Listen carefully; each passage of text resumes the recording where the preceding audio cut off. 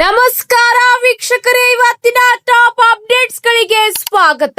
BPL ಕಾರ್ಡ್ದಾರರಿಗೆ 2 good news ಬಂದಿದೆ. ಇದರ ಜೊತೆಗೆ ಗೃಹಲಕ್ಷ್ಮಿ ಯೋಜನೆಯ ಅಡಿಯಲ್ಲಿ ಹೊಸ ಅಪ್ಡೇಟ್ ಜೊತೆಗೆ ಖಾತೆಗೆ ಹಣ ವರ್ಗಾವಣೆಯಾಗಿದೆ. ಇದರ ಜೊತೆಗೆ ಇಂದಿನ ಚಿನ್ನ ಮತ್ತು ಬೆಳ್ಳಿ ದರದ ಸಂಪೂರ್ಣ ಅಪ್ಡೇಟ್ ಜೊತೆಗೆ ಪಿಂಚಣಿದಾರರಿಗೆ ಮಹತ್ವದ ಮಾಹಿತಿ ಬಂದಿದೆ. ಇವತ್ತಿನ ಟಾಪ್ ಅಪ್ಡೇಟ್ಗಳ ಸಂಪೂರ್ಣವಾದ ಮಾಹಿತಿ ನೋಡೋಣ. ತಪ್ಪದೇ ಒಂದು ವಿಡಿಯೋನ ಪೂರ್ತಿಯಾಗಿ ನೋಡಿ. ವಿಡಿಯೋ ಇಷ್ಟವಾದಲ್ಲಿ ಲೈಕ್ ಮಾಡಿ, ನಿಮ್ಮ ಸ್ನೇಹಿತರೊಂದಿಗೆ ತಪ್ಪದೇ ಶೇರ್ ಮಾಡಿಕೊಳ್ಳಿ. ಹಾಗಾದ್ರೆ ಬನ್ನಿ ವೀಕ್ಷಕರೇ, ಮೊದಲನೆಯ ಒಂದು ಟಾಪ್ ಅಪ್ಡೇಟ್ ಏನೆಂದು ನೋಡೋಣ. ಈಗ ಪಡಿತರ ಚೀಟಿದಾರರಿಗೆ ಭರ್ಜರಿ ಗುಡ್ ನ್ಯೂಸ್ ಸಿಕ್ಕಿದೆ. ಪ್ರಸ್ತುತ ದೇಶದಲ್ಲಿ ಮಳೆಯ ಅಭಾವದ ಪರಿಸ್ಥಿತಿ ತಲೆ ದೂರುವ ಹಿನ್ನೆಲೆಯಲ್ಲಿ ಕೇಂದ್ರ ಸರ್ಕಾರವು ಪಡಿತರ ಚೀಟಿದಾರರಿಗೆ ಭರ್ಜರಿ ಸಿಹಿ ಸುದ್ದಿಯೊಂದು ನೀಡಿದೆ. ನಾಗರಿಕರಿಗೆ ಯಾವುದೇ ತೊಂದರೆಯಾಗದಂತೆ ನೋಡಿಕೊಳ್ಳಲು ಸತತ 3 ತಿಂಗಳ ರೇಷನ್ ಅಕ್ಕಿಯನ್ನು ಒಂದೇ ಬಾರಿ ವಿತರಿಸಲು ನಿರ್ಧರಿಸಲಾಗಿದೆ. ಈ ಕುರಿತು ಸರ್ಕಾರದ ಆಹಾರ ಮತ್ತು ನಾಗರಿಕ ಸರಬರಾಜು ಇಲಾಖೆಯು ಮಹತ್ವದ ಆದೇಶವನ್ನು ಹೊರಡಿಸಿದೆ. ಕೇಂದ್ರ ಸರ್ಕಾರದ ಆದೇಶದಂತೆ 2026ರ ಆಗಸ್ಟ್, ಸೆಪ್ಟೆಂಬರ್ ಮತ್ತು ಅಕ್ಟೋಬರ್ ತಿಂಗಳ ಪಡಿತರವನ್ನು ಒಂದೇ ಅವಧಿಯಲ್ಲಿ ಫಲಾನುಭವಿಗಳಿಗೆ ಹಂಚಿಕೆ ಮಾಡಲು ಇಲಾಖೆ ಈಗ ತೀರ್ಮಾನಿಸಿದೆ. ಮಳೆಗಾಲದಲ್ಲಿ ಎದುರಾಗಬಹುದಾದ ಸಾರಿಗೆ ಸಂಪರ್ಕದ ಸಮಸ್ಯೆಗಳು ಹಾಗೂ ದಾಸ್ತಾನು ಸವಾಲುಗಳನ್ನು ಸಮರ್ಥವಾಗಿ ಎದುರಿಸಬಹುದು ಮತ್ತು ಬಡ ಕುಟುಂಬಗಳು ರೇಷನ್ ಲಭ್ಯತೆಯ ಬಗ್ಗೆ ಆತಂಕ ಪಡೆಯದಂತೆ ಈಗ ತಿಳಿಸಲಾಗಿದೆ. ಹೌದು ವೀಕ್ಷಕರೇ, ಈ ನಿರ್ಧಾರದ ಮುಖ್ಯ ಉದ್ದೇಶವಾಗಿದೆ.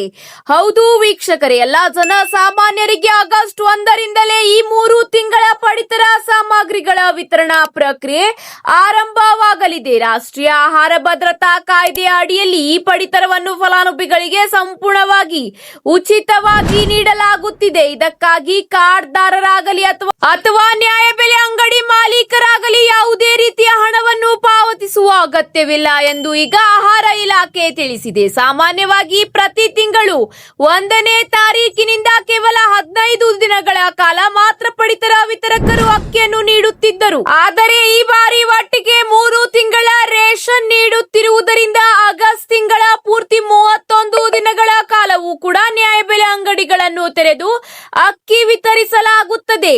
ಪ್ರತಿ ಪಡಿತರ ಚೀಟಿದಾರರು ಬಯೋಮೆಟ್ರಿಕ್ ವ್ಯವಸ್ಥೆಯಲ್ಲಿ 3 ಬಾರಿ ಬೆರಳಚ್ಚಿನ ಗುರುತು ನೀಡಬೇಕಾಗುತ್ತದೆ. ಹೌದು ವೀಕ್ಷಕರೇ, ರೇಷನ್ ಅಂಗಡಿಗಳಲ್ಲಿ 2-3 ಹಂತಗಳಲ್ಲಿ ಅಗತ್ಯವಿರುವಷ್ಟು ಅಕ್ಕಿಯನ್ನು ಸಾಗಿಸಲಾಗುತ್ತದೆ. ಸಣ್ಣ ಅಂಗಡಿಗಳಿಗೆ ಒಂದೇ ಬಾರಿಗೆ ಹಾಗೂ ದೊಡ್ಡ ಅಂಗಡಿಗಳಿಗೆ ಅಲ್ಲಿನ ದಾಸ್ತಾನು ಸಾಮರ್ಥ್ಯಕ್ಕೆ ಅನುಗುಣವಾಗಿ 2 ಅಥವಾ 3 ಬಾರಿ ಅಕ್ಕಿಯನ್ನು ಸಾಗಿಸಲು ವ್ಯವಸ್ಥೆ ಮಾಡಲಾಗಿದೆ. ಈ ಹಿಂದೆ ಏಪ್ರಿಲ್, ಮೇ ಮತ್ತು ಜೂನ್ ಪಡಿತರವನ್ನು ಸಹ ಇದೇ ಮಾದರಿಯಲ್ಲಿ ಒಂದೇ ತಿಂಗಳಲ್ಲಿ ವಿತರಿಸಲಾಗಿತ್ತು ಎಂಬ ಮಾಹಿತಿಯನ್ನು ಆಹಾರ ಇಲಾಖೆ ತಿಳಿಸಿದೆ. ಇದಷ್ಟೇ ಅಲ್ಲ, ಈಗ ಹೊಸ ಪಡಿತರ ಚೀಟಿಗಾಗಿ ಅರ್ಜಿಯನ್ನು ಕೂಡ ಆಹ್ವಾನಿಸಲಾಗುತ್ತಿದೆ. ಹೌದು ವೀಕ್ಷಕರೇ, ಹೊಸ ಪಡಿತರ ಚೀಟಿಗಳಿಗೆ ಸಂಬಂಧಿಸಿದ ಗ್ರಾಮ ಪಂಚಾಯಿತಿ ವ್ಯಾಪ್ತಿಯಲ್ಲಿನ ಗ್ರಾಮ 1 ಹಾಗೂ ಕರ್ನಾಟಕ 1 ಕೇಂದ್ರಗಳಲ್ಲಿ ಅರ್ಜಿ ಸಲ್ಲಿಸಲು ಅವಕಾಶ ಕಲ್ಪಿಸಲಾಗಿದೆ.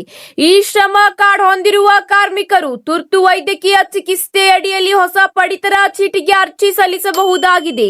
ಪಡಿತರ ಚೀಟಿಯಲ್ಲಿ ಹೊಸ ಹೆಸರು ಸೇರ್ಪಡೆ ಅಥವಾ ತಿದ್ದುಪಡಿಗೆ ಸಹ ಕೂಡ ಅರ್ಜಿ ಸಲ್ಲಿಸಬಹುದಾಗಿದೆ. ಪಡಿತರ ಆಹಾರ ಧಾನ್ಯಗಳನ್ನು ಎಲ್ಲಾ ಫಲಾನುಭವಿಗಳಿಗೆ ನಿಗದಿತ ಅವಧಿಯಲ್ಲಿ ತಲುಪಿಸುವ ಉದ್ದೇಶದಿಂದ ನ್ಯಾಯಬೆಲೆ ಅಂಗಡಿಗಳು ಬೆಳಗ್ಗೆ 6ರಿಂದ 10 ಗಂಟೆಯವರೆಗೆ ರಾತ್ರಿಯವರೆಗೆ ಈ ಒಂದು ಅಂಗಡಿಗಳು ತೆರೆದಿರುತ್ತವೆ. ಇದರ ಜೊತೆಗೆ ಈಗ ಮುಂದಿನ ಒಂದು ಅಪ್ಡೇಟ್ ಏನೆಂದು ನೋಡೋಣ. ಬನ್ನಿ ವೀಕ್ಷಕರೇ, ಗೃಹಲಕ್ಷ್ಮಿಯವರಿಗೆ ಭರ್ಜರಿ ಗುಡ್ ನ್ಯೂಸ್. ಬಾಕಿ ಕಂತಿನ ಹಣ ಬಿಡುಗಡೆ ಮಾಡಲಾಗಿದೆ. ರಾಜ್ಯ ಸರ್ಕಾರದ 5 ಪ್ರಮುಖ ಗ್ಯಾರಂಟಿಗಳಲ್ಲಿ ಒಂದಾಗಿರುವ ಗೃಹಲಕ್ಷ್ಮಿ ಯೋಜನೆಯ ಹಣಕ್ಕಾಗಿ ಕಾಯುತ್ತಿದ್ದ ಲಕ್ಷಾಂತರ ಮಹಿಳೆಯರಿಗೆ ಸಿಹಿ ಸುದ್ದಿ ಸಿಕ್ಕಿದೆ. ತಾಂತ್ರಿಕ ವಿಳಂಬದಿಂದಾಗಿ ಬಾಕಿ ಉಳಿದಿದ್ದ ಮೇ ತಿಂಗಳವರೆಗಿನ ಕಂತುಗಳ ಮೊತ್ತವನ್ನು ರಾಜ್ಯ ಸರ್ಕಾರ ಈಗ ಬಿಡುಗಡೆ ಮಾಡಿದ್ದು, ಅರ್ಹ ಫಲಾನುಭವಿಗಳ ಬ್ಯಾಂಕ್ ಖಾತೆಗಳಿಗೆ ನೇರ ನಗದು ವರ್ಗಾವಣೆ ಮೂಲಕ ಹಣ ಜಮೆ ಮಾಡುವ ಪ್ರಕ್ರಿಯೆ ಆರಂಭವಾಗಿದೆ. ಖಾತೆಗೆ ಹಣವು ಹಂತ ಹಂತವಾಗಿ ಜಮೆಯಾಗುತ್ತಿದ್ದು, ಸಂಪೂರ್ಣ ಮಾಹಿತಿ ಮತ್ತು ಪ್ರಕ್ರಿಯೆ ಪೂರ್ಣಗೊಳ್ಳಲು ಕೆಲ ದಿನಗಳ ಕಾಲಾವಕಾಶ ಬೇಕಾಗಬಹುದು. ಫಲಾನುಭವಿಗಳು ತಮ್ಮ ಬ್ಯಾಂಕ್ ಖಾತೆಗೆ ಮೊತ್ತ ತಲುಪಿರುವುದನ್ನು ಪರಿಶೀಲಿಸಲು ಕರ್ನಾಟಕದ ಡಿಬಿಟಿ ಮೊಬೈಲ್ ಆಪ್ ಅಥವಾ ಅಧಿಕೃತ ಸಹಾಯವಾಣಿ ಸಂಖ್ಯೆಗೆ ಎಸ್ಎಂಎಸ್ ಕಳುಹಿಸಿ ಖಾತರಿಪಡಿಸಿಕೊಳ್ಳಬಹುದು. ಒಂದು ವೇಳೆ ಹಣ ಜಮೆಯಾಗದಿದ್ದರೆ ಫಲಾನುಭವಿಗಳ ಬ್ಯಾಂಕ್ ಖಾತೆಗೆ ಆಧಾರ್ ಲಿಂಕ್ ಹಾಗೂ ಎನ್ಪಿಸಿಐ ಮ್ಯಾಪಿಂಗ್ ಸಕ್ರಿಯವಾಗಿದೆಯಾ ಅಥವಾ ಇಲ್ಲವಾ ಎಂದು ಪರಿಶೀಲಿಸಿಕೊಳ್ಳಿ. ಹೆಚ್ಚಿನ ಮಾಹಿತಿಗಾಗಿ ಗ್ರಾಮ ಒನ್, ಕರ್ನಾಟಕ ಒನ್ ಕೇಂದ್ರಗಳು ಅಥವಾ ಸೇವಾ ಸಿಂಧು ವೆಬ್ಸೈಟ್ ಸಂಪರ್ಕಿಸಬಹುದಾಗಿದೆ ಎಂದು ರಾಜ್ಯ ಸರ್ಕಾರ ಸೂಚನೆ ನೀಡಿದೆ. ಹೌದು ವೀಕ್ಷಕರೇ, ಇದೇ ಅಷ್ಟೇ ಅಲ್ಲ, ಈಗ ಗೃಹ ಲಕ್ಷ್ಮಿ ಯೋಜನೆಯ ಅಡಿಯಲ್ಲಿ ಮರು ನವೀಕರಣ ಮಾರ್ಗಸೂಚಿಗೆ ಸಚಿವ ಸಂಪುಟ ಒಪ್ಪಿಗೆ ಕೂಡ ನೀಡಲಾಗಿದೆ. ಹೌದು ವೀಕ್ಷಕರೇ, ಗೃಹ ಲಕ್ಷ್ಮಿ ಯೋಜನೆಯ ಫಲಾನುಭವಿಗಳಿಂದ ಮರು ನವೀಕರಣ ಸಂಬಂಧಿಸಿದಂತೆ ಮಾರ್ಗಸೂಚಿ ಸಿದ್ಧಪಡಿಸಿ ಸರ್ಕಾರಕ್ಕೆ ಕಳಿಸಲಾಗಿದೆ. ಸಚಿವ ಸಂಪುಟದಲ್ಲಿ ಒಪ್ಪಿಗೆ ಸಿಕ್ಕ ನಂತರ ಬಯೋಮೆಟ್ರಿಕ್ ಪಡೆಯುವುದು ಅಥವಾ ಇತರೆ ಕಾರ್ಯಾಚರಣೆ ನಡೆಯಲಿದೆ ಎಂಬ ಮಾಹಿತಿ ಈಗ ಮಹಿಳಾ ಮತ್ತು ಮಕ್ಕಳ ಅಭಿವೃದ್ಧಿ ಇಲಾಖೆ ಸ್ಪಷ್ಟಪಡಿಸಿದೆ. ಹೌದು ವೀಕ್ಷಕರೇ, ಖಾತೆಗೆ ಹಣ ವರ್ಗಾವಣೆಯಾಗುತ್ತದೆ, ಟೆನ್ಷನ್ ತಗೊಳ್ಳುವ ಅಗತ್ಯವಿಲ್ಲ. ಪೆಂಡಿಂಗ್ ಹಣ ಈಗಾಗಲೇ ಅಧಿಕೃತವಾಗಿ ಬಿಡುಗಡೆ ಮಾಡಲಾಗಿದೆ. 2 ಅಥವಾ 3 ದಿನಗಳಲ್ಲಿ ಫಲಾನುಭವಿಗಳ ಬ್ಯಾಂಕ್ ಖಾತೆಗೆ ಹಣ ವರ್ಗಾವಣೆಯಾಗಲಿದೆ ಎಂಬ ಮಾಹಿತಿಯನ್ನು ಈಗ ಮಹಿಳಾ ಮತ್ತು ಮಕ್ಕಳ ಕಲ್ಯಾಣ ಇಲಾಖೆ ಸ್ಪಷ್ಟಪಡಿಸಿದೆ. ಇದರ ಜೊತೆಗೆ ಮುಂದಿನ ಒಂದು ಅಪ್ಡೇಟ್ ಏನೆಂದು ನೋಡೋಣ ಬನ್ನಿ ವೀಕ್ಷಕರೇ. ಸಂಧ್ಯಾ ಸುರಕ್ಷಾ ಯೋಜನೆಯ ಅಡಿಯಲ್ಲಿ 15.99 ಲಕ್ಷ ಜನರ ಪಿಂಚಣಿಯನ್ನು ರಾಜ್ಯ ಸರ್ಕಾರ ತಾತ್ಕಾಲಿಕವಾಗಿ ರದ್ದು ಮಾಡಿದೆ. ಪಿಂಚಣಿದಾರರಲ್ಲಿ ಈಗ ಆತಂಕ ಸೃಷ್ಟಿಯಾಗಿದೆ. ಹೌದು ವೀಕ್ಷಕರೇ, ಸಂಧ್ಯಾ ಸುರಕ್ಷಾ ಯೋಜನೆಯ ಅಡಿಯಲ್ಲಿ ಪ್ರತಿ ತಿಂಗಳು ಫಲಾನುಭವಿಗಳಿಗೆ 1,200 ರೂಪಾಯಿ ಮಶಾಸನ ಸಿಗುತ್ತಿತ್ತು. ಹೌದು ವೀಕ್ಷಕರೇ, ಪ್ರತಿ ತಿಂಗಳು ಈಗ 100 ಕೋಟಿ ರೂಪಾಯಿ ಇದಕ್ಕೆ ಖರ್ಚಾಗುತ್ತಿತ್ತು. ಆದರೆ ಈಗ ಫಲಾನುಭವಿಗಳಿಗೆ ಈಗ ಹಣ ವರ್ಗಾವಣೆಯಾಗುತ್ತಿಲ್ಲ. ಕೆಲವು ತಾತ್ಕಾಲಿಕ ಖಾತೆಗಳನ್ನು ರದ್ದುಪಡಿಸಲಾಗಿದೆ. ಹೆಚ್ಚಿನ ಮಾಹಿತಿಗಳನ್ನು ಹಾಗೂ ಇತರೆ ದಾಖಲಾತಿಗಳನ್ನು ಫಲಾನುಭವಿಗಳು ಸಲ್ಲಿಸುವ ಮೂಲಕ ಮತ್ತೆ ನಿಮ್ಮ ಪಿಂಚಣಿ ಮೊತ್ತವನ್ನು ಎಂದಿನಂತೆ ನೀವು ಪಡೆದುಕೊಳ್ಳಬಹುದಾಗಿದೆ ಎಂಬ ಮಾಹಿತಿಯನ್ನು ಈಗ ತಿಳಿಸಲಾಗಿದೆ. ಇದೇ ಅಷ್ಟೇ ಅಲ್ಲ, ಇಂದಿನ ಚಿನ್ನ ಮತ್ತು ಬೆಳ್ಳಿ ದರದ ಕಂಪ್ಲೀಟ್ ಅಪ್ಡೇಟ್ ನೋಡೋಣ ಬನ್ನಿ ವೀಕ್ಷಕರೇ. ಆಭರಣ ಪ್ರಿಯರಿಗೆ ಇಂದು ಬಿಗ್ ಶಾಕ್ ಸಿಕ್ಕಿದೆ. ದೇಶದಲ್ಲಿ ಚಿನ್ನ ಬೆಲೆ ಮತ್ತೆ ಏರಿಕೆ ಹಾದಿಯಲ್ಲಿದ್ದು ಆಭರಣ ಖರೀದಿದಾರರಿಗೆ ಮತ್ತಷ್ಟು ಹೊರೆ ತಂದಿದೆ.